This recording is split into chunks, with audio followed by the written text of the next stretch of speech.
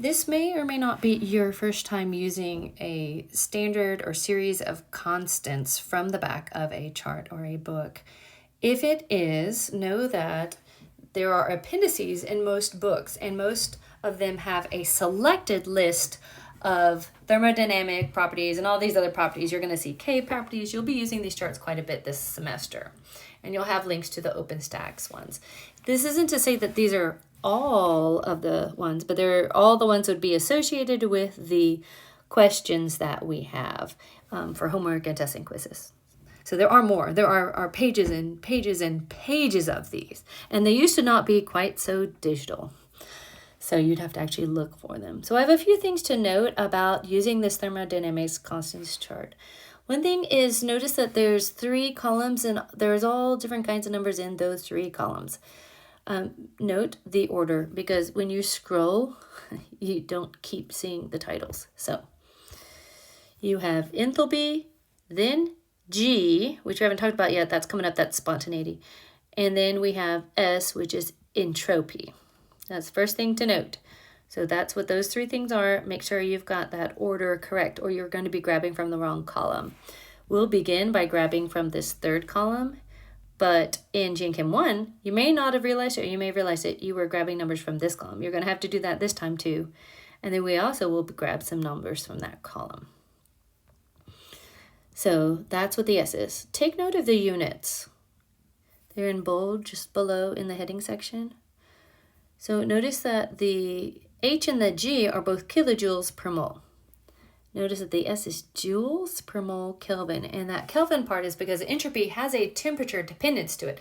The lower temperature of something, like the less movement you have, and the higher temperature of something, the more movement you have.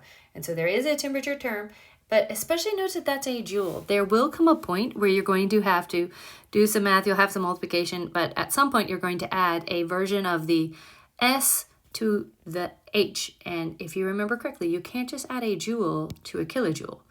You have to make sure they're in the same units. Not something completely new, but just a reminder on that.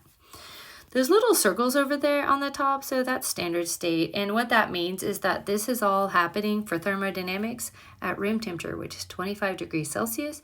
The understood pressure is 1 atm. And generally also implied with that is that they are 1 molar solutions, because notice this is kilojoules per, understood 1 mole.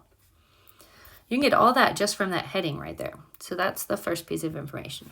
The second piece of information is that if you start scrolling and you look on this left-hand side, so aluminum starts the list, and that might make sense, and then antimony, but then notice the antimony has a symbol that's an SB, but notice that it still falls under aluminum. Then we have some barium right there, bismuth, boron.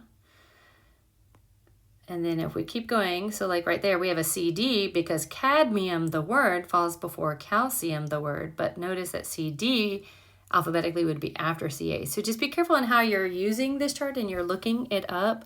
It's in alphabetical order by element name. And then something that I think is very helpful is that there's a shortcut key. So if you're doing this on your computer, if you use Control F for Windows keys, and it's usually like the Apple Shift F, something like that, for the Apple key, it'll bring up a window where you can type something in. So like if you're looking up for a calcium value, it'll actually just jump you at least to the right part of the chart so that you're not having to scroll, because let me just show you what we're going to be dealing with. So we're still scrolling.